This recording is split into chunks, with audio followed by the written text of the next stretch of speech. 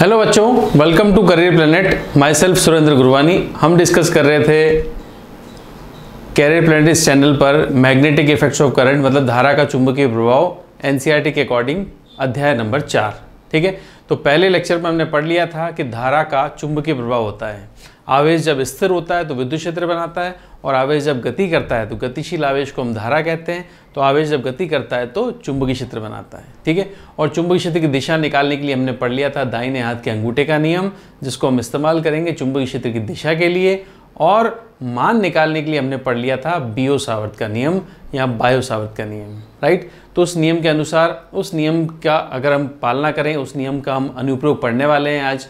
उस नियम की सहायता से ही हमें अलग अलग चुंबकीय क्षेत्र के मान की गणना करनी हमें मिलेगी। ठीक है, तो सबसे पहला ऐसे हम पढ़ रहे हैं उसी नियम के अनुप्रयोग।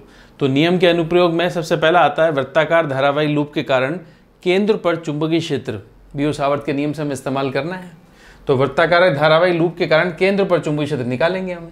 तो सबसे पहले मैं नियम एक बार वापस लिख दूं। नियम था अल्प चुंबकीय क्षेत्र के कारण, अल्प चुंबकीय क्षेत्र के कारण था dB चुंबकीय क्षेत्र होता है। इसका मान बियो-सावर्त के नियम से मिला था μ0 I dl sine theta upon 4 पाई दूरी का स्क्वायर। ये था बियो-सावर्त का नियम। ठीक है, तो बियो-सावर्त का नियम dB बराबर μ0 I dl sine theta upon 4 pi r square, इसको ही बियो-सावर्त का नियम कहते हैं। इसका इस्तेमाल हमें करना है। अब वृत्ताकार धारावाही लूप के कारण केंद्र पर चुंबकीय क्षेत्र निकालेंगे। तो हमारे पास एक वृत्ताकार धारावाही लूप है। डायग्राम इस तरह से बना लेते हैं। देखो, वृत्ताकार धारावाही लूप ये लिया। ठीक है, धारा इसमें बह रही है इस तरह से, ये धारा है। धारा इसमें दक्षिणावर्त दिशा में बह रही है। धारा का मान है I, और इस वृत्ताकार लूप की त्रिज्या का मान कैपिटल R है।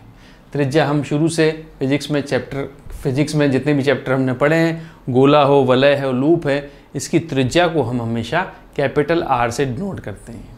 ठीक है, तो कैपिटल R इसकी त्रिज्या होगी। केंद्र बिंदु ये हो गया, और केंद्र पर ही हमें चुंबकीय क्षेत्र निकालना है, और कहीं नहीं निकाल रहे हम, केंद्र पर ही चुंबकीय क्षेत्र निकाल रहे हैं। ठीक है, तो केंद्र पर चुंबकीय क्षेत्र निकालना है हमें। अब बियो-सावर्त का नियम जैसा आपको पता है dB होता है अल्पांश के कारण चुंबकीय क्षेत्र। तो सबसे पहले हम एक अल्पांश मान लेंगे इसमें। तो हमने अल्पांश मान लिया। देखो, ये अल्पांश एक टुकड़ा मान लिया, ये रहा अल्पांश dl। ठीक है, इसकी लंबाई क्या है, dl है। और इस अल्पांश की दिशा क्या हो जाएगी, अल्पांश का जो सदिश होगा वो हो जाएगा dl सदिश। ये रहा, धारा की दिशा में होता है अल्पांश का सदिश। तो धारा ऐसे बह रही है, तो अल्पांश सदिश ये बन गया। और इस अल्पांश से बिंदु P की दूरी बताओ। तो इस अल्पांश से बिंदु P की दूरी, ये बिंदु P या बिंदु C ले, केंद्र पर निकालना है हमें। तो दूरी क्या हो जाएगी, R। और इस बिंदु की दिशा, बिंदु कहाँ है, बिंदु इस तरफ है, तो बिंदु की दिशा का सदिश जो होगा वो R सदिश ये आएगा। बियो-सावर्त के नियम में हमने स्मॉल r लिखा था, तो स्मॉल r लिख देते हैं। देखो, स्मॉल r सदिश। ठीक है, तो स्मॉल r सदिश ये रहा, dl की दिशा ये रही, और ये है आपका धारावाही वृत्ताकार लूप, जिसके कारण हमें केंद्र पर चुंबकीय क्षेत्र का मान ज्ञात करना है। ठीक है, तो बियो-सावर्त का नियम लगाएं। तो बियो-सावर्त के नियम से क्या होता है, बियो-सावर्त का नियम dB बराबर μ0 I धारा जो वृत्ताकार लूप में बह रही है, तार में धारा बह रही है, अल्पांश की लंबाई dl साइन थीटा, अल्पांश की दिशा और बिंदु की दिशा के मध्य के कोण का साइन, और μ0 अपॉन 4 पाई तो चलो कांस्टेंट था। बिंदु की दूरी के वर्ग को हम यहाँ लिखेंगे, बिंदु की दूरी के वर्ग के व्युत्क्रमानुपाती होता है। तो ये सारे मान हमने लिख लिए। अब आप देखो ध्यान से, तो अल्पांश लिया, ये अल्पांश लिया है आपने, तो वैल्यू पुट करें। देखो, μ0 का मान तो μ0 है, धारा हमने भी I ली है तो I लिखेंगे, अल्पांश की लंबाई हमने dl ली है तो dl लेंगे। थीटा यहाँ पर क्या मिला, अल्पांश की लंबाई और बिंदु की दूरी, अल्पांश सदिश और बिंदु की दिशा के मध्य कोण है 90 डिग्री, तो यहाँ पर आ जाएगा साइन 90 डिग्री। ठीक है, तो यहाँ पर एग्जैक्टली कोण 90 डिग्री बन रहा है। बियो-सावर्त के नियम में हमने जो नियम पढ़ा था उस समय हमने थीटा कोण बनाया था। बियो-सावर्त के नियम में कुछ तार इस तरह से बनाया था, और ये था अल्पांश, अल्पांश की दिशा ये थी, बिंदु की दूरी यहाँ से इस तरह से थी, तो अलग आपका कोण बनता है, यहाँ पर कोण अलग बन जाता है। तो बिंदु P यहाँ पे ले लिया था, तो बिंदु P की दूरी, और ये अल्पांश जो तार हमने लिया था वैसे लिया था, तो अल्पांश की दिशा ये बनेगी, यदि बिंदु की दिशा ये बनेगी, और ये कोण आया था थीटा। ठीक है, अब इसमें अल्पांश लंबवत हो गया, 90 डिग्री पे हो गया, तो थीटा का मान क्या रखोगे, 90। ठीक है, और बिंदु की दूरी की बात करें तो बिंदु की दूरी क्या हो जाएगी, आर है। आर का मान क्या है, कैपिटल आर है, तो हम कैपिटल आर रख देते हैं यहाँ पर।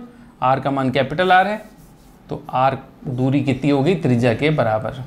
तो ये है अल्पांश के कारण चुंबकीय क्षेत्र का मान। तो dB का मान आ गया म्यू नॉट आई dl बटा आर स्क्वायर। ये इस छोटे से अल्पांश के कारण चुंबकीय क्षेत्र आया, ठीक है। मगर हमें अल्पांश के नहीं चाहिए, हमें अल्पांश के कारण नहीं चाहिए, हमें वृत्ताकार धारावाही लूप, पूरे लूप के कारण, हमें लूप के कारण चुंबकीय क्षेत्र चाहिए कि लूप, पूरा का पूरा लूप मिलकर केंद्र पर कितना चुंबकीय क्षेत्र बना रहा है, ठीक है। तो ये अल्पांश लिया।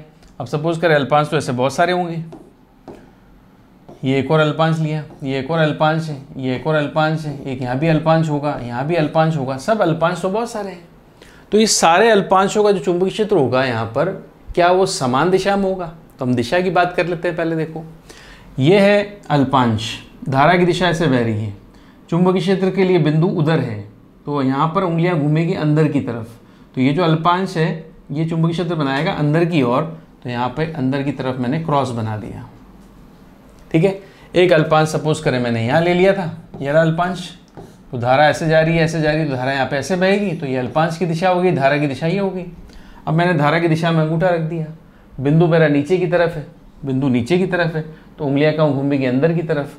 तो इस अल्पांश के कारण भी चुंबकीय क्षेत्र अंदर की तरफ आएगा, ठीक है। जैसे ये वाला अल्पांश ले लो, ये वाला, इसमें धारा की दिशा, धारा इधर से आएगी तभी तो यूँ जाएगी इधर और यूँ जाएगी, तो इसमें धारा की दिशा ऐसे आ रही है। तो धारा की दिशा अगर ऐसे आ रही है इस तरफ, तो बिंदु कहाँ है, बिंदु तो ऊपर है, ऊपर से देखो अब बिंदु उंगलियाँ कहाँ घूमेगी, अंदर की तरफ, तो अंदर की तरफ घूमेगी, तो इसके कारण भी चुंबकीय क्षेत्र कहाँ होगा, अंदर की तरफ। इसके कारण भी देख लो, ये धारा नीचे की तरफ आ रही है, इसका अल्पांश है, धारा की दिशा नीचे की तरफ है, तो धारा नीचे की तरफ है, बिंदु तो इधर की तरफ है, इस तरफ, तो यहाँ से उंगलियाँ कहाँ घूमेगी, अंदर की तरफ, तो चुंबकीय क्षेत्र अंदर की तरफ ही आ रहा है। तो जितने भी अल्पांश हैं सभी के कारण चुंबकीय क्षेत्र अंदर की तरफ आ रहा है, ठीक है। तो दाहिने हाथ के अंगूठे का नियम लगाते हैं हम, अंगूठा हमेशा धारा की दिशा में रखते हैं, घूमी हुई उंगलियां चुंबकीय क्षेत्र बनाती हैं। देखो, घूमी हुई उंगलियां क्या बताती है, चुंबकीय क्षेत्र, ठीक है, सब अंदर की तरफ है। तो सारे चुंबकीय क्षेत्रों को हमें जोड़ना पड़ेगा, सारे अल्पांशों का जो चुंबकीय क्षेत्र है हमें यहाँ पर योग करना पड़ेगा। तो संपूर्ण लूप के कारण हमें चाहिए कुल चुंबकीय क्षेत्र, तो संपूर्ण लूप के कारण केंद्र पर चुंबकीय क्षेत्र हमें चाहिए। तो हम क्या करेंगे, सभी अल्पांशों के कारण जो चुंबकीय क्षेत्र होगा उसका योग कर देंगे, और सारे अल्पांश मिलेंगे, उसके लिए सीमा क्या लगाओगे, 0 से 2 पाई आर। वर्ताकार लूप की त्रिज्या आर थी, तो शुरू वर्ताकार लूप की पूरी लंबाई क्या होती है, 2 पाई आर, तो 0 से 2 पाई आर सारे अल्पांश इसके अंदर आ जाएंगे, और सभी अल्पांशों के चुंबकीय क्षेत्र dB हैं। समाकलन का मतलब होता है योग करना। तो dB का मान हमने लास्ट क्या लिखा था, देख लो, dB का मान ये रहा, dB का मान म्यू नॉट आई dl बटा आर स्क्वायर, ये dB का मान था, mu naught I dl R square. इसका समाकलन करना पड़ेगा, सीमाएं रखनी पड़ेगी 0 से 2 पाई आर। तो dB का मान देखो, mu naught I dl upon R square, और सीमाएं हैं 0 से 2 पाई आर, ठीक है। अब इसमें से जो कॉमन है कॉमन ले लो, समाकलन सबका तो नहीं होता, म्यू नॉट आई कॉमन, नियतांक सारे कॉमन हो जाते हैं, ये सब कॉमन ले लिए, और यहाँ पर समाकलन करना रहेगा dl का 0 से 2 पाई आर, और ये सीमाएं हैं, निम्न सीमा 0, उच्च सीमा 2 पाई आर। अब आपको पता है dx का समाकलन x होता है, तो dl का समाकलन तो l होगा, तो mu naught I upon R square, dl का समाकलन क्या होगा, l, और लिमिट्स क्या लगाओगे, 0 से 2 पाई आर, ठीक है।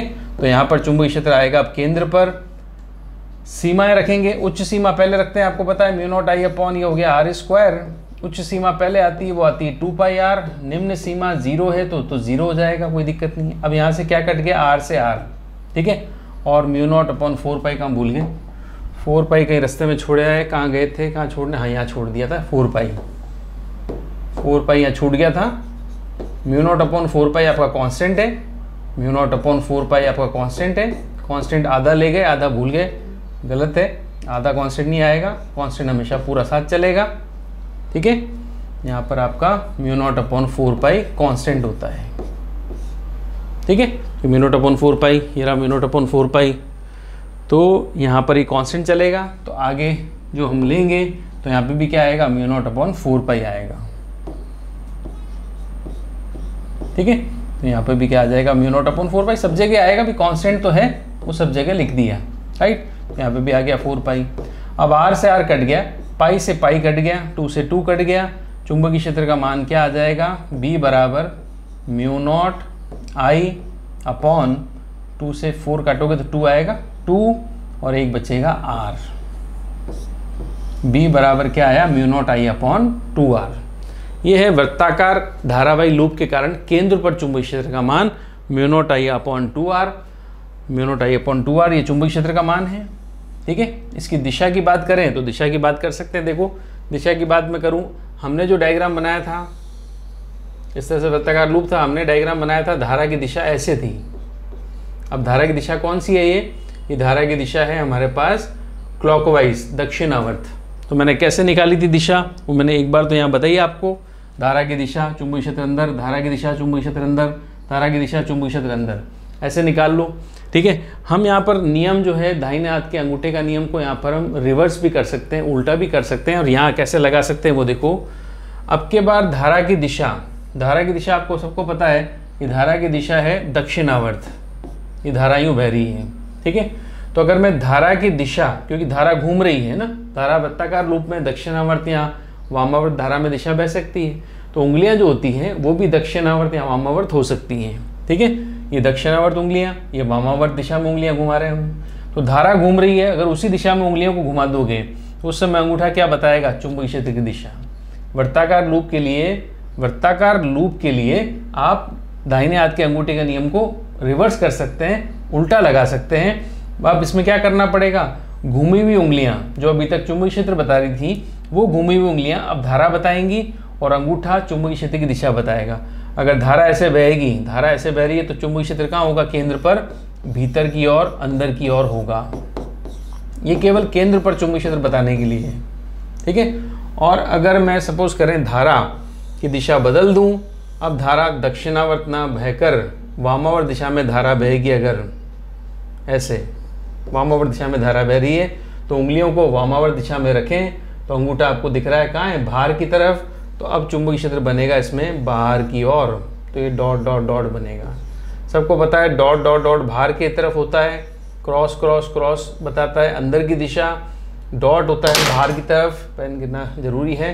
ये ऐसे डॉट बनेगा बाहर की तरफ, क्रॉस बनेगा अंदर की तरफ, ठीक है। तो क्रॉस अंदर की तरफ होता है, डॉट बाहर की तरफ होता है, ये चुंबकीय क्षेत्र होता है, राइट। चलो आगे। अब चूंकि हमने लूप के कारण पढ़ लिया कि लूप के कारण चुंबकीय क्षेत्र क्या होता है, अब एक कंडीशन है, कंडीशन नंबर 1 क्या है, देखो, यदि कुंडली में फेरे हों। अब कुंडली में अगर फेरे देखें, मतलब लूप में तो एक ही लूप होता है, कुंडली जो होती है, कुंडली कुछ इस प्रकार से बनेगी, इसमें आपके इस तरह से n फेरे रखे जाते हैं। तो अगर n फेरे होंगे तो चुंबकीय क्षेत्र का मान क्या हो जाएगा, b बराबर हमने पढ़ा mu naught I upon 2r, अब हो जाएगा mu not an I upon 2r।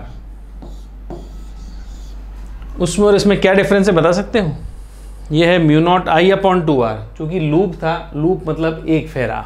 अब यहाँ पर क्या है, कुंडली आ गई, कुंडली में कितने फेरे, n, ठीक है। कुंडली में n फेरे हों तो फॉर्मूला हो जाएगा b बराबर mu not an I upon 2r। n से गुणा कर दोगे, एक फेरे के लिए mu naught I upon 2r, तो n फेरों के लिए mu not an I upon 2r, ठीक है। अब देखो आप, इसके बाद हमें समझ में आएगा कि पहला जो अनुप्रयोग हमने पढ़ा था, पहला अनुप्रयोग जो पढ़ा था वृत्ताकार लूप के लिए पढ़ा था, अनुप्रयोग नंबर 1 जो था, इसको आप कंडीशन डाल दो अलग से। अनुप्रयोग नंबर 1 हमने क्या पढ़ा, बियो-सावर्त के नियम के अनुप्रयोग में पहला अनुप्रयोग था वृत्ताकार धारावाही लूप के कारण केंद्र पर चुंबकीय क्षेत्र, वो हमने पढ़ लिया, केंद्र पर mu naught I upon 2r। अब केंद्र पर पढ़ लिया तो कुंडली डाल दी, उसके अंदर कुंडली होती तो n से गुणा कर दोगे, ठीक है। अब अनुप्रयोग नंबर 2 क्या है, वृत्ताकार चाप के कारण चुंबकीय क्षेत्र की तीव्रता। अब वृत्ताकार लूप नहीं है, अब वृत्ताकार क्या है, वृत्ताकार चाप है। चाप मतलब वृत्ताकार भाग का एक टुकड़ा है, ठीक है। तो वृत्ताकार भाग का टुकड़ा अगर मैं ले लेता हूँ तो देखो इस तरह से बनेगा, ये वृत्ताकार भाग पूरा लिया, ठीक है। मुझे तो इसका टुकड़ा ही चाहिए, तो टुकड़ा मतलब देखो आप, तार कहाँ से शुरू हो रहा है, तार ए से शुरू हो रहा है, ए से लेकर तार घूम कर ये बस यहाँ तक आ रहा है बी तक। तो वास्तव में तार तो यही है बस, ए टू बी, और धारा बह रही है आई, और ये तार का टुकड़ा थीटा कोण बनाता है, ठीक है। तार कहाँ से शुरू हो रहा है, ए से बी तक, बस इतना ही है, तार का टुकड़ा इतना ही है बस, ठीक है। बाकी ये तार के टुकड़े यहाँ पर नहीं हैं, ये कोई तार का टुकड़ा, यहाँ से तार गायब होना शुरू होता है, ठीक है। बाकी ये तार नहीं है, ये गायब हो गया तार यहाँ से, ठीक है, यहाँ से नहीं है। तो तार का केवल इतना सा टुकड़ा है।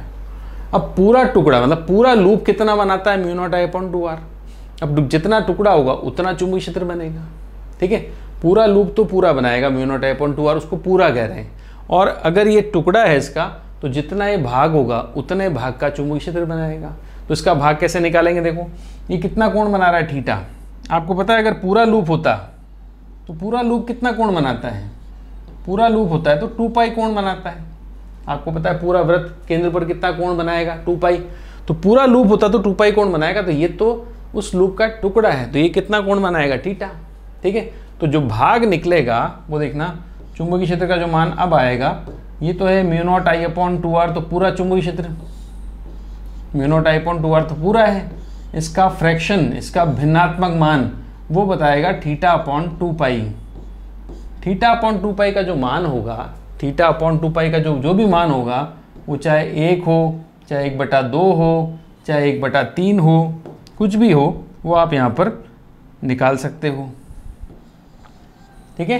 तो यहाँ पर 1, 1/2, 1/4 वो सब डिपेंड करेगा भाग पर, ठीक है।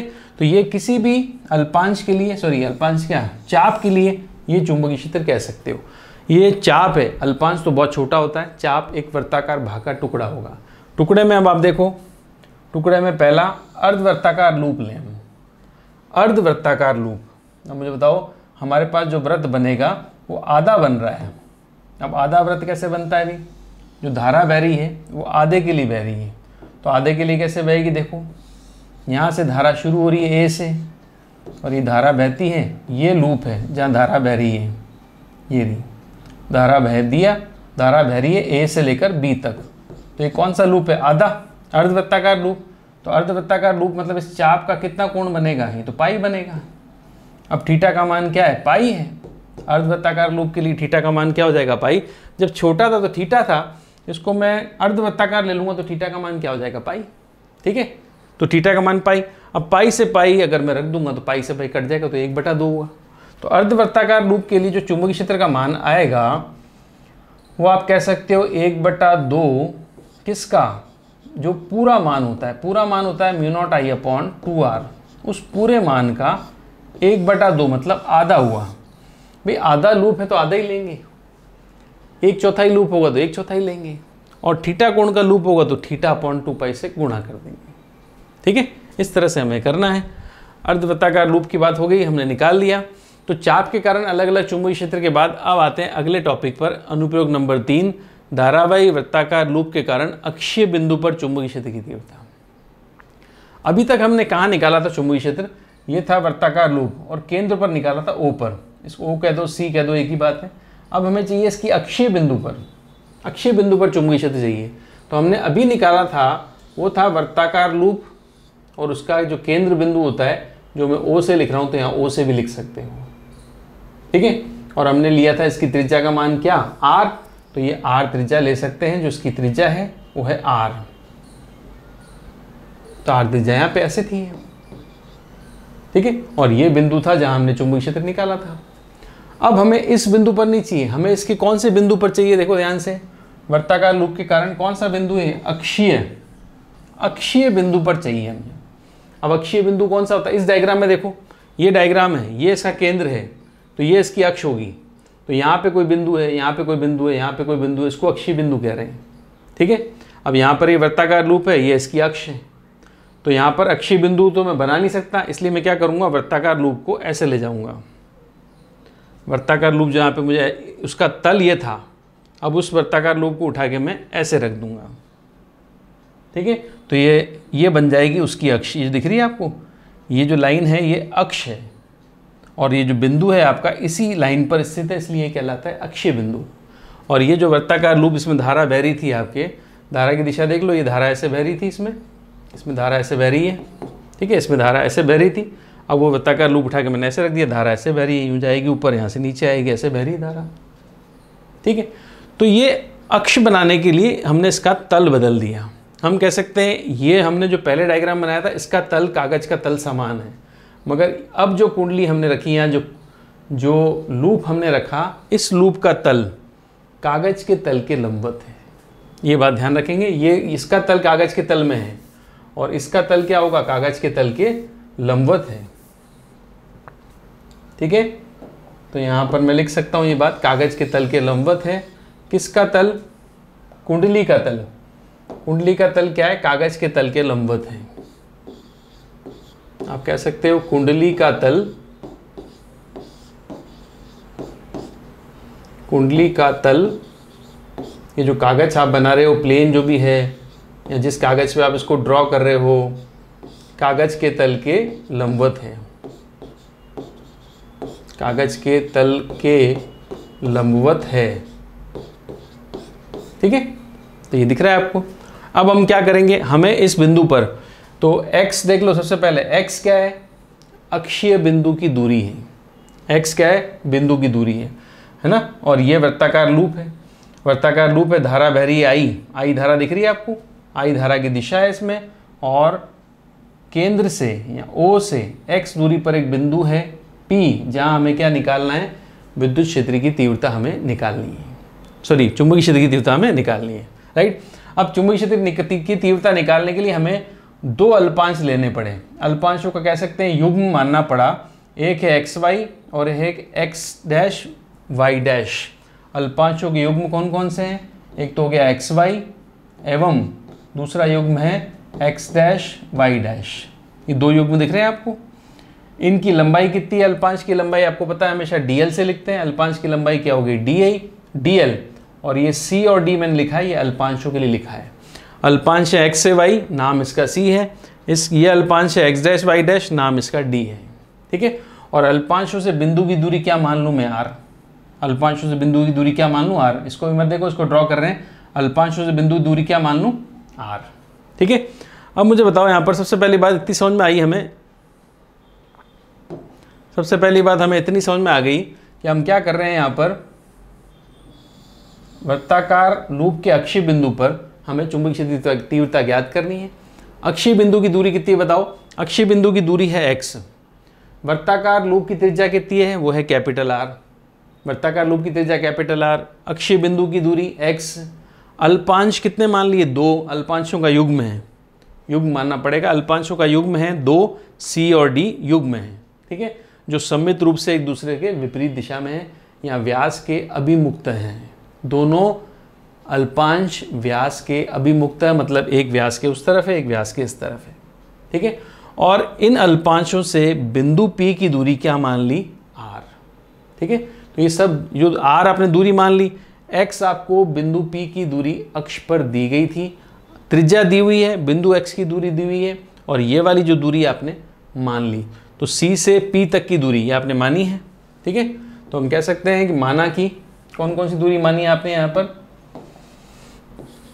आपने माना है कौन कौन सी, C से P और D से P, दोनों दूरी बराबर है, C से P और D से P, और दोनों दूरी का मान क्या है, R। ठीक है, और जो गिवन थी दूरी जो दे रखी थी, वो O से P की दूरी क्या है, O से P की दूरी तो है ही हमारे पास X। O से P की दूरी क्या दे रखी थी, X दे रखी थी, ये तो पहले से ही, ये तो दी हुई थी कि X दूरी पर ही है बिंदु, अक्षीय बिंदु, जहां पर हमें चुंबकीय क्षेत्र की तीव्रता ज्ञात करनी है। ठीक है, तो शुरू करें भाई। अब सबसे पहले हम बात करते हैं, देखो अल्पांश ले लिए, अल्पांशों से बिंदु की दूरी मान ली R। ठीक है, अल्पांशों से बिंदु दूरी क्या मान ली, R, और दो अल्पांश लिए हैं। अब सबसे पहले बात करेंगे अक्षीय बिंदु पर अल्पांशों के युग्म के कारण चुंबकीय क्षेत्र क्या होगा। जो अक्षीय बिंदु है आपका, अल्पांश के कारण जो चुंबकीय क्षेत्र होगा वो क्या होगा। वैसे तो अल्पांश, एक अल्पांश कितना चुंबकीय क्षेत्र बनाता है, dB। ये अल्पांश ये भी कितना चुंबकीय क्षेत्र बनाता है, dB। अब dB की दिशा देखो, ये अल्पांश है और ये बिंदु की दिशा है, ये बिंदु की दिशा, ये अल्पांश, और जो अल्पांश के कारण जो चुंबकीय क्षेत्र आएगा dB, वो ये रहा। ये जो dB मैंने यहाँ बनाया, ये वाला dB ये रहा, इस अल्पांश के कारण dB आपका ये रहा। ठीक है, अब ये dB यहाँ पे ऐसे क्यों बन रहा है, ये क्या दिशा हुई, ये कैसे दिशा हुई। अल्पांश ये रहा, dB ऐसे भी तो बना सकता था, अल्पांश ये रहा, dB ऐसे भी तो बना सकता था ऊपर की तरफ, मगर नहीं। ये कौन सी दिशा हुई सर, ये dB आपने ऐसे बना दिया। तो आपने शुरू में पढ़ा था बियो-सावर्त का नियम जो हमने पढ़ा था, उसमें लिखा था डीबी, डीबी के सामने क्या लिखा था, हमने लिखा था डीएल क्रॉस आर, याद है, डीएल क्रॉस आर। मैंने आपको कहा था कि डीबी की जो दिशा है वो डीएल और आर दोनों के लंबवत होगी। मैंने कहा था आई क्रॉस जे करोगे तो क्या आएगा के, जे क्रॉस के करोगे तो क्या आएगा आई, तो आई जे के तीनों ऐसे एक दूसरे के लंबवत होते हैं, तो ये दोनों क्रॉस गुणा करोगे तो ये जो मान आएगा वो दोनों के लंबवत होगा, डीएल के भी और आर के भी, कंफर्म है, फिक्स है, दोनों के लंबवत होना है, ठीक है। तो आर तो ये रहा, तो आर के लंबवत है क्या डीबी, देखो ये आर और आर के लंबवत क्या हो गया डीबी हुआ भाई। डीबी जो होगा ये फिक्स है कि डीबी जो होगा आर के लंबवत होगा, तो आर ये रहा तो डीबी ये रहा, और डीबी जो होगा वो एल के भी लंबवत होगा, किसके, एल के, अल्पांश की लंबाई के।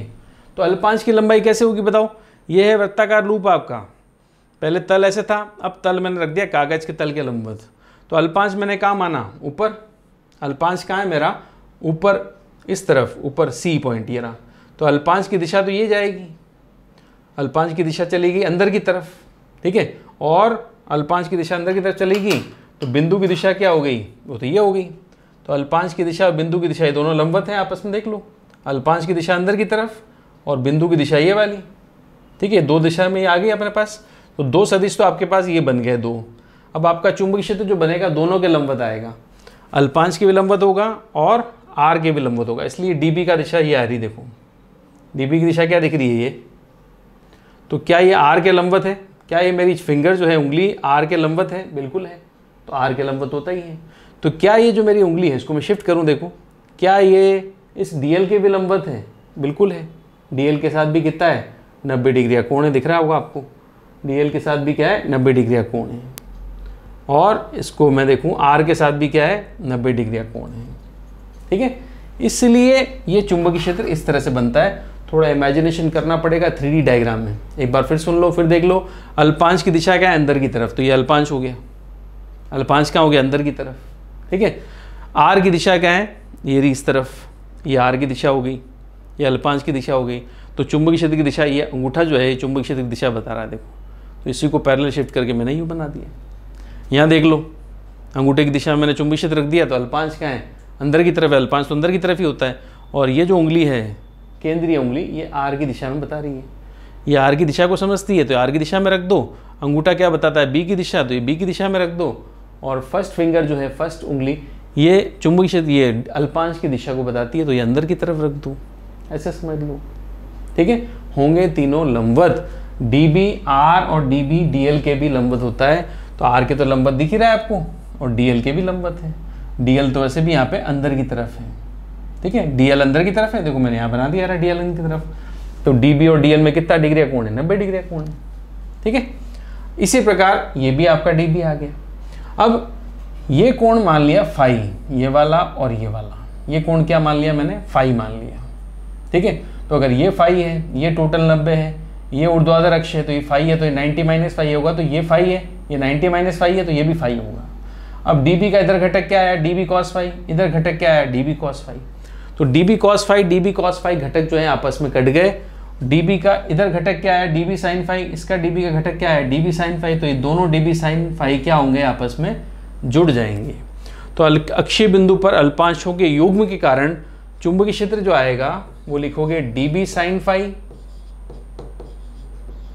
प्लस डीबी साइन फाई, दो अल्पांश है ना, दोनों का चुंबकीय क्षेत्र हम जोड़ देंगे। जबकि ऊर्ध्वाधर घटक देख लो, डीबी कॉस फाई इस डीबी कॉस फाई को काट देगा। ऊर्ध्वाधर डीबी के ऊर्ध्वाधर घटक, डीबी के ऊर्ध्व घटक एक दूसरे को निरस्त कर देते हैं, डीबी के क्षैतिज घटक आपस में जुड़ जाते हैं, इसलिए टोटल आ गया 2 D B sine phi, 2 D B sine phi, ठीक है। ये था अल्पांशों के कारण चुंबकीय क्षेत्र का मान, दोनों अल्पांशों के कारण चुंबकीय क्षेत्र का मान, एक अल्पांश के कारण होगा डीबी साइन फाई, दोनों अल्पांशों के युग्म, जो अल्पांशों का युग्म है उसके कारण बनेगा 2 डीबी साइन फाई, ठीक है। मगर क्या हमें अल्पांशों के कारण चाहिए, नहीं, हमें क्या चाहिए, हमें तो पूरे लूप के कारण चाहिए। और ये दूरी आपने मान ली थी, सीपी डीपी का मान क्या है, सीपी डीपी का मान आर है, डी से पी और सी से पी का मान क्या है, आर है।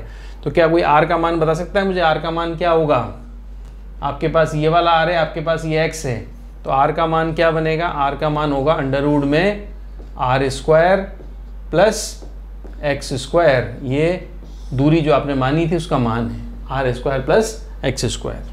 ठीक है, तो स्मॉल आर का मान याद रखना, अभी हमारे काम आएगा। नेक्स्ट पेज पे चलते हैं। देखो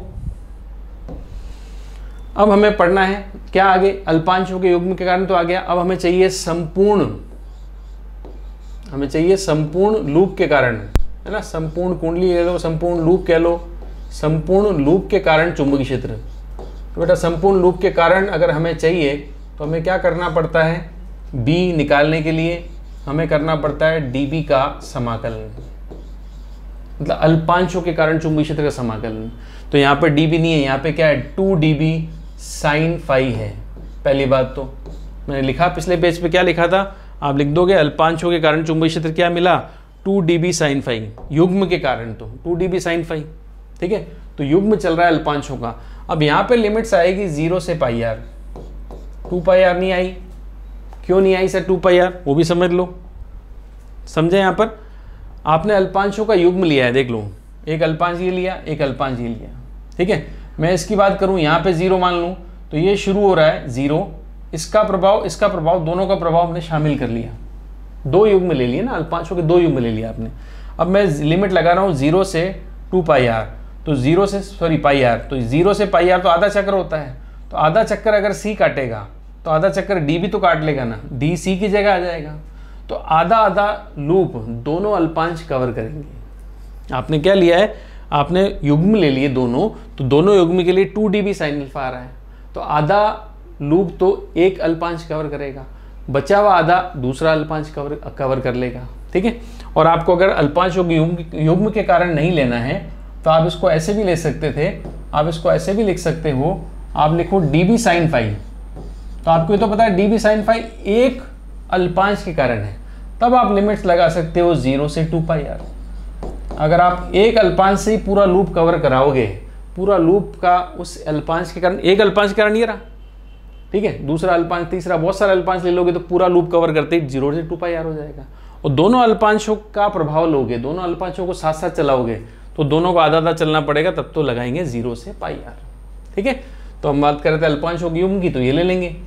अब डीबी का मान कितना है वो भी आपको पता है, डीबी का मान तो बताना पड़ेगा ना आपको, डीबी का मान कितना है अल्पांशों के युग्म के, जो एक अल्पांश था उसके लिए कितना मान है। तो लिमिट तो लगा देंगे, चलो 0 से पाई आर, ये आ गया 2, डीबी का मान रखना पड़ेगा, बोलो कितना है, डीबी का मान होता है mu naught I D L, अल्पांश की लंबाई डीएल थी, I D L sine phi, sine theta कहते हैं मगर वो थीटा यहाँ पर 90 डिग्री है, अपॉन 4 पाई, और दूरी को मैंने आर माना हुआ था, यहाँ पे भी आर ही माना है।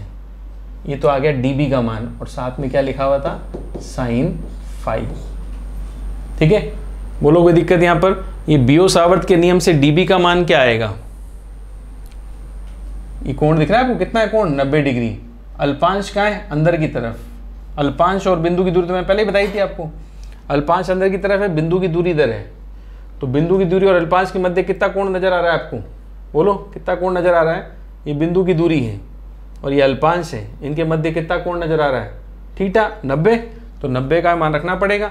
ये जो डीबी एक अल्पांश भी होगा, डीबी का मान क्या लिखोगे, mu naught I D L sine 90, sine 90 आएगा जो मैंने वहाँ रखा अभी, अपॉन 4 पाई, और दूरी क्या है, अल्पांश से बिंदु की दूरी आर है, तो आर स्क्वायर। समझ गए, ये बात, ये चीज़ हमने रखी यहाँ पर, तो ये आ गया mu naught I D L sine 90 4 pi R square sine phi. ठीक है, अभी रख दिया हमने। चलो अब मुझे बताओ क्या क्या कॉमन होगा, क्या कैंसिल होगा, क्या कटेगा। साइन 90 का मान तो 1 है, वो तो रख देते हैं, साइन 90 का मान 1। ठीक है, और लिमिट्स हम लगा रहे हैं 0 से पाई आर, तो जो कॉमन है बाहर ले लें। कॉमन क्या क्या आ रहा है, म्यू नॉट आई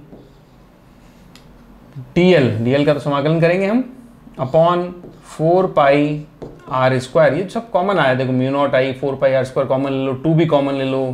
ठीक है, और यहाँ पर लिमिट्स तो आपको पता है 0 से पाई आर लगा रहे हैं।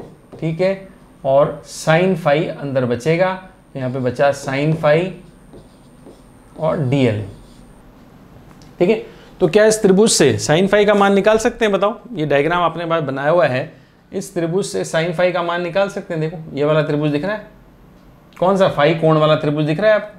तो लंब कितना है r, आधार कितना है x और कर्ण कितना है स्मॉल r। ये तीनों चीज़ें पता है आपको, तो ये तीनों चीज़ें यहाँ लिख दूँ अगर मैं, तो साइन फाई का मान बताओ। साइन फाई का मान क्या होता है? साइन थीटा होता है, साइन थीटा होता है लंब बटा कर्ण। तो लंब तो है r और कर्ण क्या है? Small r। क्या मैंने सही लिखा? साइन फाई लंब बटा साइन फाई, ये रहा लंब बटा कर्ण। लंब तो है फाई और कर्ण क्या है? Small r। तो साइन फाई का मान क्या हो जाएगा? यहाँ भी लिख सकता हूँ साइन फाई का मान। साइन फाई का मान हो जाएगा लंब कितना है? r और कर्ण क्या हो गया? Small r। ठीक है, ये जो भी यहाँ पे हमने लिखा है इनको अलग से ब्रैकेट बना के लिख देते हैं भी। साइन फाई का मान, ये dB का मान, देखो जो मैंने वहाँ पे काम में लिया अभी, ये dB का मान है। ठीक है, ये स्मॉल r का मान ये आपने माना था। ये आपने लिखा कि कुंडली का तल जो है वो कागज़ के तल के लंबवत है, अलग चीज़ है। ये दूरी आपने मान ली थी और ये हमने निकाल लिया। ठीक है, और ये भी आपको पता था dB का जो मान होता है वो r के और अल्पांश के सदिश के दोनों के लंबवत होता है। ये सारी बातें हमने लिखी यहाँ पर, समझी? ठीक है, चलो आगे। अब हम समाकलन पूरा करके मान निकाल लेते हैं। बताओ साइन फाई का मान रख दें, तो साइन फाई का मान रखते ही बताओ क्या आ जाएगा? b का मान तो आ गया यहाँ पर, ये 2 से 2 काट दूँ। b का मान तो क्या आ गया? म्यू नॉट i, ये 2 काट दिया तो 2 पाई r स्क्वायर। साइन फाई का मान क्या है? r अपॉन r, वो आप यहाँ पर कॉमन ले लोगे, r अपॉन r। ये सब नियतांक है और अंदर बचेगा केवल dl और लिमिट्स रख दिया 0 से पाई r। ठीक है, अब 0 से पाई r हो गया, तो मुझे बताओ dl का समाकलन हम कर लेंगे, l होता है और ये बाहर की राशि आपको दिख रही है, क्या है? Mu not i upon 2 pi r cube into r, ये आ गया था। और dl का समाकलन क्या हो जाएगा? dl का समाकलन l होगा और लिमिट्स क्या लगाओगे? 0 से पाई r। ठीक है, तो 0 से पाई r लगाते ही आपको पता है पाई से पाई क्या होगा? कैंसिल हो जाएगा, पाई से पाई कैंसिल होगा। तो आप देखो इसके नेक्स्ट पेज पे चलते हैं। ये वैल्यू लिखनी है म्यू नॉट आई r और ये पाई r ना। अब देखो b की वैल्यू अक्षीय बिंदु पर चुंबकीय क्षेत्र का मान मिलेगा हमें। तो ये आ गया म्यू नॉट i अपॉन 2 था, पाई r क्यूब था, स्मॉल r था और लिमिट्स लगानी थी 0 से पाई r। तो पाई r अपर लिमिट लगा दी, उच्च सीमा निम्न सीमा 0। अब आपको पता है पाई से पाई तो कट जाएगा, r स्क्वायर हो जाएगा। तो mu not i r square, ये तो आ गया ऊपर आ गया, अपॉन 2। स्मॉल r का मान क्या होता है वो आपको यहाँ लिखना पड़ेगा। स्मॉल r का मान मैंने आपको बताया था, capital R square plus X square, ये आप रख दोगे यहाँ पर। ये क्यूब है और ये अंडर रूट का मतलब आपको पता है, अंडर रूट का मतलब क्या होता है? हाफ। अंडर रूट का मतलब घात क्या होती है? 1/2। तो r square plus X square की पावर कितनी है? 1/2। अंडर रूट मतलब 1/2, तो 1/2 और यहाँ पे कितना है? 3। तो कुल मिला के क्या आ जाएगा? r square plus X square की घात 3/2। ये आ गया अक्षीय बिंदु पर चुंबकीय क्षेत्र की तीव्रता का मान। अक्षीय बिंदु पर चुंबकीय क्षेत्र की तीव्रता का मान म्यू नॉट आई r square upon 2r square plus X square की घात 3/2। मैं फिर आपको बता दूं यहाँ पर एक बार फिर से समझें, यहाँ पे क्या क्या अक्षीय बिंदु पर निकालना हो। तो आई तो आप सबको पता है, आई क्या है? आई तो प्रवाहित होने वाली धारा है। आई तो क्या होगी? जो धारा प्रवाहित हो रही है वही है। ठीक है, कैपिटल R क्या है बताओ? कैपिटल R है वृत्ताकार लूप की त्रिज्या, वृत्ताकार लूप या कुंडली की त्रिज्या। उसके बाद x, x क्या है? x अक्षीय बिंदु की, कहाँ से दूरी है ये? x कहोगे आप अक्षीय बिंदु की केंद्र से दूरी,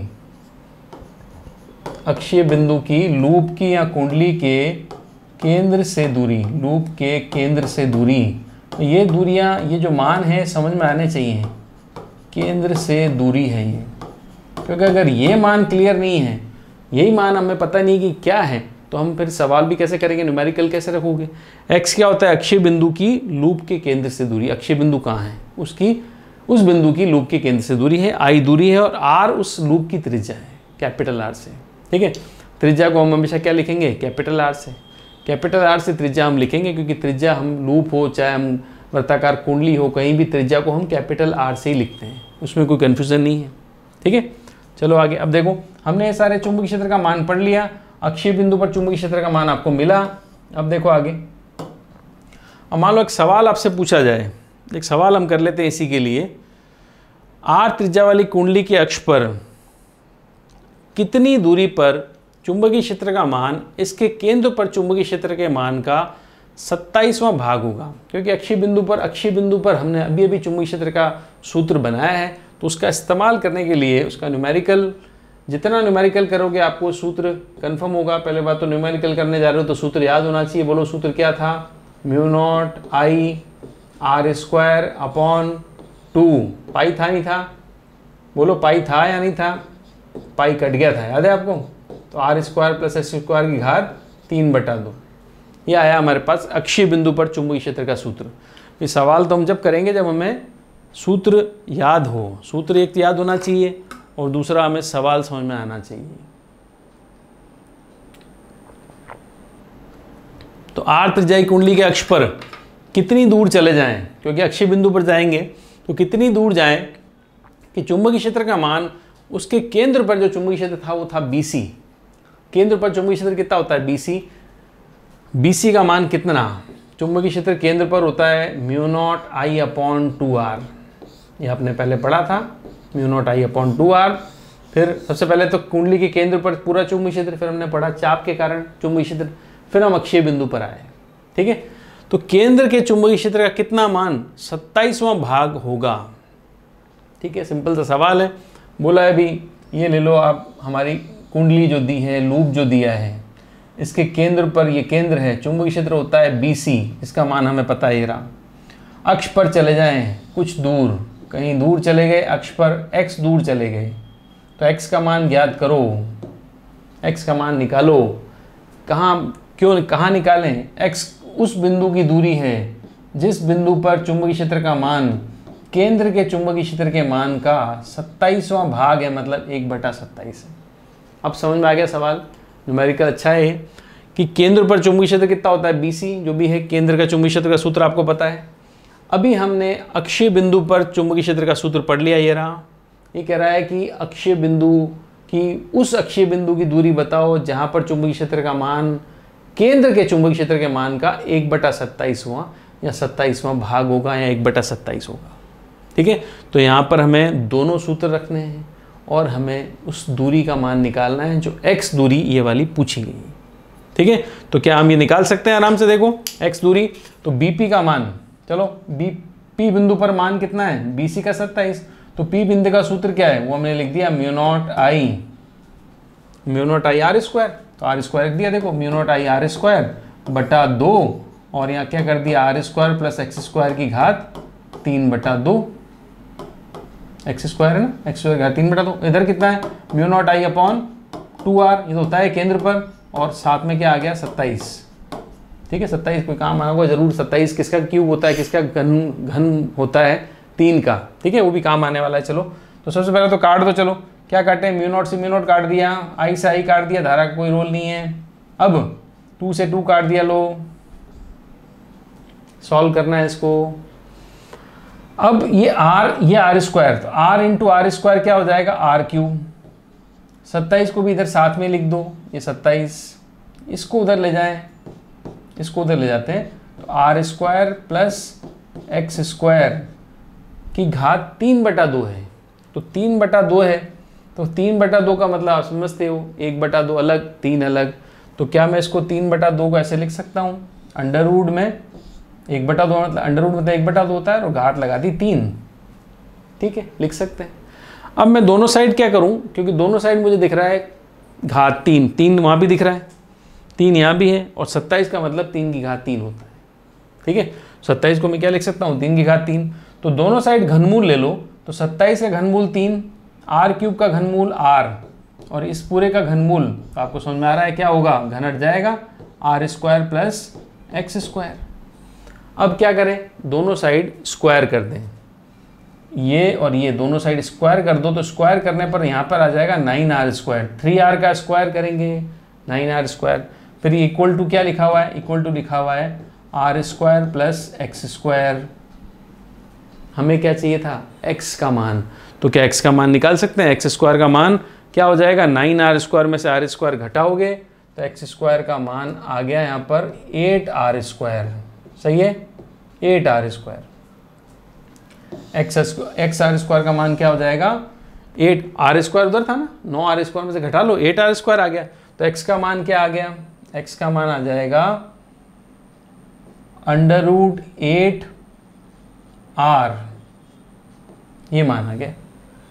तो अक्ष पर कितना दूर जाएं, तो x का मान हमें मिला √8r। इतना दूर जाओगे अगर आप, ठीक है, तो आपको चुंबकीय क्षेत्र कितना मिल जाएगा, 27वां भाग मिलेगा, कम होता जाएगा। आपको पता है चुंबकीय क्षेत्र क्या होता है, घटता जाता है, घटता जाता है। अक्षीय बिंदु पर जाते जाएंगे, जितना दूर जाते जाएंगे चुंबकीय क्षेत्र घटता जाएगा।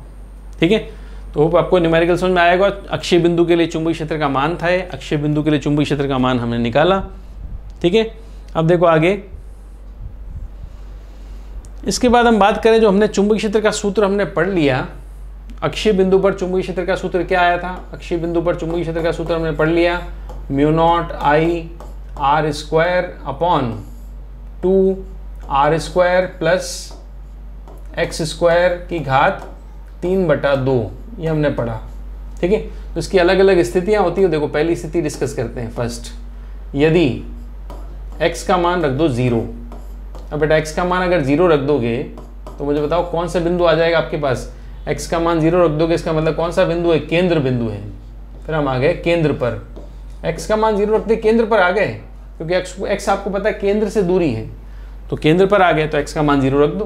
तो b का मान क्या आ जाएगा, देखो μ0I, इस सूत्र को इस्तेमाल कर रहे हैं हम, r² अपॉन 2, x का मान 0 रख दो तो r² और ये 3/x का मान तो हट गया, अंदर आ जाएगा 3/2।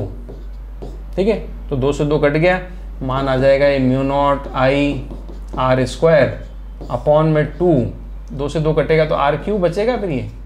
ठीक है, r³ बच गया, तो फिर ये r³ से r² काट दो, तो बचा क्या, μ0I अपॉन 2r। ये तो वो मान आ गया जो हमने पढ़ा था केंद्र पर चुंबकीय क्षेत्र का मान, ये तो पहले पढ़ लिया था हमने। तो x का मान 0 रखूंगा तो केंद्र तो आएगा। x का मान रखते जाओगे तो अक्षीय बिंदु पर, अक्ष पर कोई बिंदु पाओगे, x का मान रखोगे नहीं तो हम कहाँ आएंगे, वापस केंद्र पर। तो केंद्र पर चुंबकीय क्षेत्र का मान हमें पता था, वो कितना है, μ0I अपॉन 2r, ये रहा। ठीक है, तो इस तरह से अगर मान लो, इसका एक तरीका और है, देखो एक मैं तरीका और बताऊँ आपको। मान लो अगर ये सूत्र आप भूल गए गलती से, तो ये क्रॉस चेक भी कर सकते हैं, इसको हम क्रॉस चेक भी बोल सकते हैं कि फॉर्मूला अगर आपको ये तो याद ही होना चाहिए, ये तो याद होना चाहिए, ये तो चेक क्या करोगे। क्रॉस चेक कैसे करते हैं, क्रॉस चेक का मतलब इस सूत्र में आप x का मान 0 रख दो, इसका मतलब आप कहाँ आ गए, केंद्र पर। तो सूत्र में x का मान 0 रखेंगे तो ये वाला सूत्र आना चाहिए, क्योंकि ये केंद्र पर चुंबकीय क्षेत्र का मान है, तो हमें पता लग गया। ठीक है, तो ये समझ में आ गया आपको, पहला x बराबर 0 पर, केंद्र पर। अब आ जाओ नेक्स्ट, कुछ मान और निकालते हैं। देखो केस 2 में बोलूँ दूरस्थ बिंदु है, बहुत दूर बिंदु है, तो बेटा अगर बिंदु बहुत दूर है, दूरस्थ बिंदु, तो दूरस्थ बिंदु का मान x का मतलब आपका r से बहुत ज़्यादा होगा। दूरस्थ बिंदु मतलब दूर स्थित बिंदु है, बहुत दूर स्थित बिंदु है, तो x r से बहुत ज़्यादा होगा, x का मान जो है वो r से बहुत बड़ा होगा। तो x का मान ही दिखेगा, फिर r का मान तो दिखेगा ही नहीं x के सामने। तो जब x का मान r से बहुत बड़ा है तो फिर r के सामने x का मान बहुत बड़ा है, तो x के सामने r का मान बहुत छोटा है, इसलिए इस वाले r को आप हटा दो। x के सामने वाले r को हटाना है, पूरे r मत, पूरा सब जगह r मत हटा देना। तो μ0I r² अपॉन 2, यहाँ पर ये 0 आ जाएगा क्योंकि x के सामने ये बहुत कम मान है, बहुत छोटा मान है। x के सामने मान बहुत छोटा है क्योंकि x बहुत बड़ा है। ठीक है, इसलिए हट गया। तो सूत्र क्या आ जाएगा, b बराबर आ जाएगा μ0I r² upon 2x³, μ0I r² upon 2x³, ये आया चुंबकीय क्षेत्र का मान। दूरस्थ स्थित बिंदु पर बहुत दूर अगर बिंदु होगा, यहाँ कुंडली के अक्ष से बहुत दूर हम चले जाएं तो चुंबकीय क्षेत्र का मान ये हो जाएगा। ठीक है, और ये जो मान मिलता है आपको केंद्र पर, ये मिलता है आपको अधिकतम मान, ये अधिकतम मान आपको मिलेगा।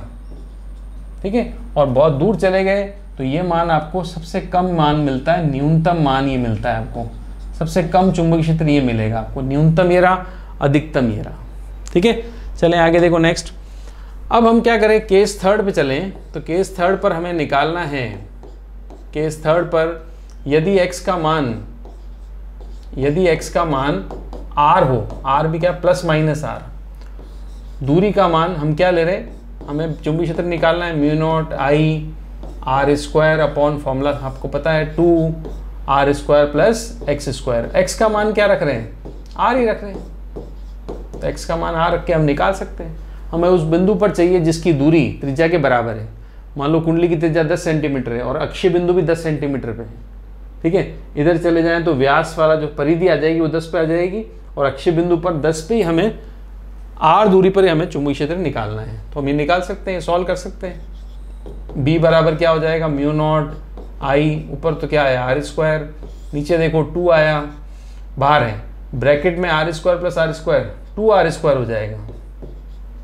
अब 2r स्क्वायर की घात क्या करनी है, 3/2। 3/2 घात 2 पे भी लगेगी, r स्क्वायर पे भी लगेगी, तो 3/2 का मतलब होता है घात कितनी, 1.5। तो देखो ना, वो इसको कुछ ऐसे सॉल्व करो आप, ये तो 2 तो है ही, चलो अब 2 की घात कितनी है, 3/2। 3/2 मतलब 1.5, 1.5 मतलब 1.5 मतलब 1 और आधा, घात क्या है 1.5 मतलब घात 1.5 मतलब 1 और आधा। तो आप देखो 1 तो हो गया 2 और घात ये हो गई 1 और आधी घात क्या होती है, √2। r स्क्वायर की घात भी 3/2 है, तो r स्क्वायर पूरा आ गया और एक बार घात आ जाएगी आधी, तो आधी घात का मतलब √। समझ रहे हो बात। किसी की भी घात 3/2 हो, मान लो 5 है, 5 की घात 3/2, तो आप ऐसे लिखोगे 5√5। ये घात पूरी हो गई, ये घात आधी हो गई, पूरी और आधी को ही हम क्या बोलते हैं, 3/2। ठीक है, तो किसी की भी घात 3/2 हो, उसको सॉल्व करके क्या लिखोगे, एक बार बिना घात के मतलब वो 1 हो जाएगी, एक बार √, के साथ वो आधी हो जाएगी। तो बिना कोई घात लगाए मतलब 1 और √, लगाए मतलब 1/2, तो 1 और 1/2 क्या होता है, 1.5 हो जाता है। ठीक है, तो 1.5 मतलब 3/2 देखते हैं, हमें ऐसे लिखना है। ठीक है भाई, तो ये मान तो हमें मिल जाएगा, आराम से निकाल सकते हो। बोलो कितना हो जाएगा, ये मान निकाल सकते हैं। b बराबर क्या आ जाएगा, म्यू नॉट आई r स्क्वायर था, तो r स्क्वायर से r स्क्वायर काट दो, ये रहा। ठीक है, तो म्यू नॉट आई, अब नीचे क्या बचा, ये 2, ये 4√2, तो ये आ गया 4√2 और ये क्या है, r स्क्वायर, √r आ जाएगा, 4√2r हो गया। लो, mu naught I upon 4√2r, ये सूत्र मिला, ये मान मिला किसके लिए, r दूरी पर। ठीक है, तो इसमें हम केस फोर्थ भी निकाल सकते हैं।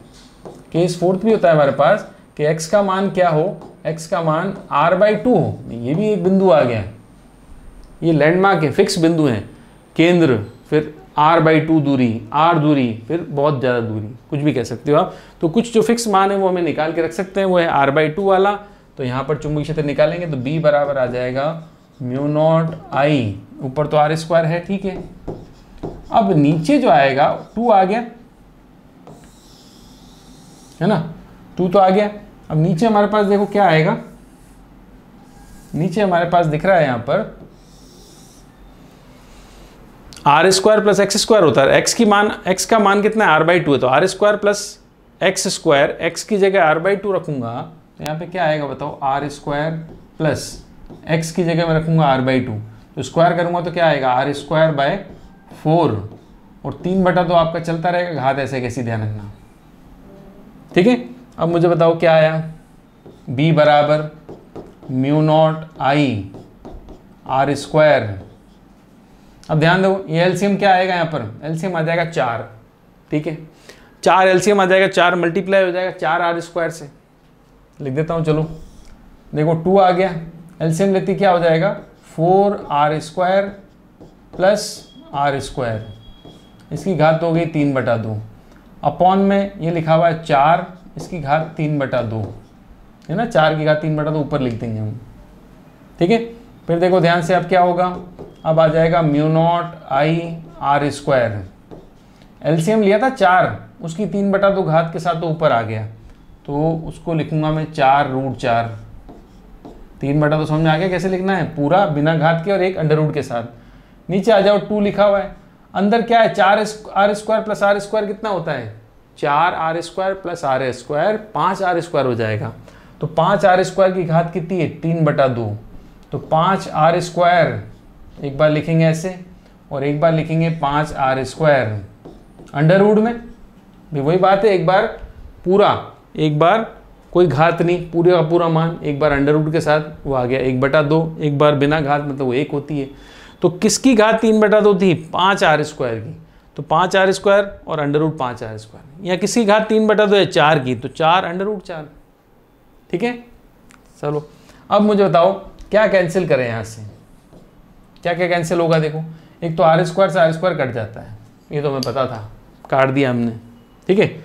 अब इसके अलावा अब बोलो r² से r² कट गया, अब इसके अलावा बताओ क्या आएगा, ठीक है। अब इसके अलावा r² से r² कट गया, 2 से 2 काट दो, ये 2 है, ये अंडर रूट 4 है, काट दो आपस में, ठीक है। तो फिर b, अब और क्या कटा, और कुछ नहीं कटा फिर तो b का मान क्या आ जाएगा, देखो b बराबर म्यू नॉट आई r² तो बचेगा नहीं, ऊपर बचेगा 4 अपॉन, नीचे देखो 5, फिर अंडर रूट 5 भी तो बचेगा, 5 ये रहा, अंडर रूट 5 ये रहा, और ये r, ये आया चुंबकीय क्षेत्र का मान। b बराबर mu naught I upon 4 mu naught I upon 5√5 r, 4 mu naught I upon 5√5 r। अलग अलग दूरियों पर ध्यान दो, ये मैं अक्षय बिंदु का सूत्र जो हमें मिला था, ये वाला अक्षय बिंदु का सूत्र मिला था ना हमें, ये वाला, इस सूत्र को हम डिस्कस कर रहे हैं, इस सूत्र को हम डिस्कस कर रहे हैं अलग अलग दूरी के लिए।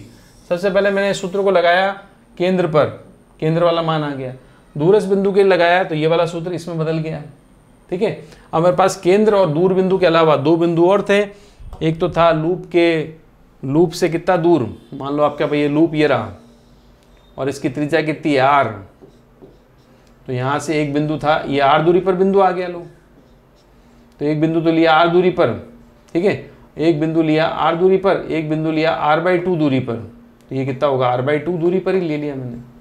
तो दोनों बिंदु की बात की, दोनों बिंदुओं पर मान निकाल के देखा, तो इस पे मान आया mu naught I upon 4√2r, और ये आया 4 mu naught I upon 5√5r, ये अलग अलग मान है, ठीक है।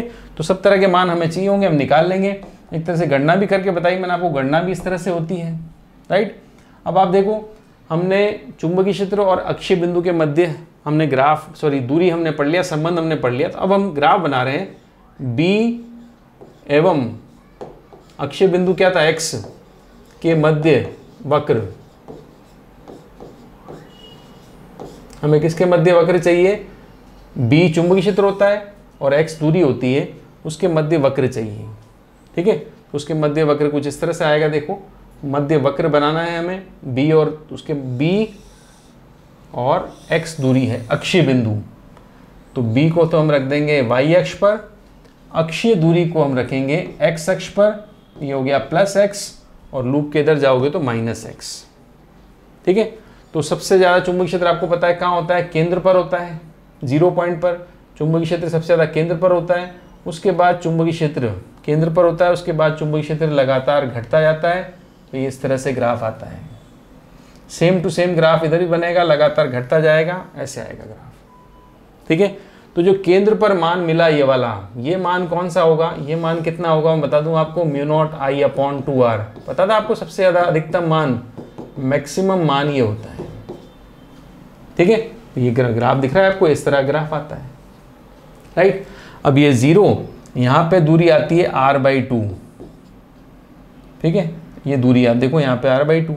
तो आप देखो शुरू में अगर हम ग्राफ की बात करें तो ग्राफ ऐसे घूम के उतरता है, ऐसे ग्राफ देखोगे ना तो ऐसे घूमेगा, फिर ऐसे घूम जाएगा, पहले ऐसे घूमा फिर ऐसे घूम गया। तो ये जो ऐसे घूमा इसको बोलते हैं उत्तलाकार, और ये ऐसे घूमा है इसको बोलते हैं अवतल। उत्तल अवतल 2 तरह के हो गए ना, उभार के साथ उत्तल और डीप के साथ अवतल, ऐसे आएगा अवतल, ऐसे आएगा उत्तल। ठीक है, तो ये उत्तल अवतल ग्राफ में दिख रहा है आपको, ये भाग उत्तल, ये भाग अवतल, और बीच में कहीं थोड़ी देर के लिए आपको समझ में आ रहा है, बीच में कहीं आपको क्या मिलती है, एक सरल रेखा मिलती है। देखो यहाँ पर ये रही, r/2 दूरी पर एक बिंदु यहाँ मिलेगा। ग्राफ वक्र, पहले उत्तल फिर अवतल, बीच में आपको क्या मिलेगी, सरल रेखा, थोड़ी देर के लिए एक सरल रेखा मिलती है। ये बिंदु आ गया, ये भी क्या है, r/2 है, बट ये माइनस का है, तो ये बिंदु मिलेगा आपको P1 और ये बिंदु मिलेगा आपको P2। ठीक है, तो आपको दिख रहा है 0 से r/2 के लिए ग्राफ का आकार कैसा है, उत्तल, उत्तल के बाद थोड़ी देर के लिए सरल रेखा आएगी, सरल रेखा के बाद ग्राफ वापस घूम जाएगा अवतल। ठीक है, अब ये जो बिंदु हैं आपके P1 P2 बिंदु, इनको हम क्या बोलते हैं, P1 व P2, ये जो बिंदु आपको मिले हैं वक्र में, इस वक्र में P1 P2 बिंदु कहलाते हैं नति परिवर्तन बिंदु, नति परिवर्तन बिंदु। ये बिंदु जो मैंने बनाए P1 P2, इनको नति परिवर्तन बिंदु कहते हैं, जिनकी दूरी क्या होती है, जिनकी दूरी होती है x बराबर, ये बिंदु कहाँ मिलते हैं, x बराबर ±r/2 पर मिलते हैं। x का मान क्या है, ±r/2, उधर भी r/2 इधर भी r/2, तो x -r/2 पर मिलते हैं। और यहाँ पर आपको समझ में आ रहा है ग्राफ, ये ग्राफ का आकार कैसा होगा, यहाँ पर ग्राफ का आकार होता है उत्तल, उत्तल आकार होता है, यूँ कह सकते हैं हम, शेप होता है उत्तल, यूँ कह सकते हैं। ठीक है, और नीचे ग्राफ का आकार जब r/2 क्रॉस कर जाएंगे तब ग्राफ का आकार कैसा बन जाता है, यहाँ पर अवतल। तो ग्राफ भी आप देख रहे हो उत्तल से अवतल की तरफ परिवर्तित हो रहा है, इसलिए इन बिंदुओं को P2 बिंदु से पहले ग्राफ उत्तल है, P2 बिंदु के बाद ग्राफ अवतल है, इसलिए इस P2 बिंदु को नति परिवर्तन बिंदु कहा जाता है। ठीक है, और ये ग्राफ आपको समझ में आ गया, चुंबकीय क्षेत्र अक्षीय बिंदु का और बिंदु की दूरी के मध्य वक्र है।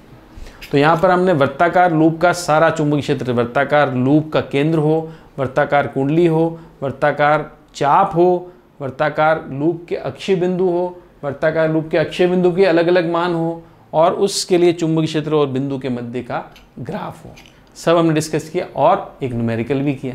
ठीक है, तो होप आपको एक लेक्चर अच्छा लगा होगा। लेक्चर अच्छा लगा हो तो अपने फ्रेंड्स के साथ शेयर करें, लेक्चर को लाइक भी करें, और कोई डाउट हो, कुछ भी कमेंट हो, मतलब डाउट हो, कुछ प्रॉब्लम हो तो आप कमेंट बॉक्स में लिखें। ठीक है, तो मिलते हैं नेक्स्ट लेक्चर में, नेक्स्ट चुंबकीय क्षेत्र के मानों के साथ, बियो सावर्त के नियम के अगले अनुप्रयोगों के साथ। ठीक है, टिल देन गुड बाय।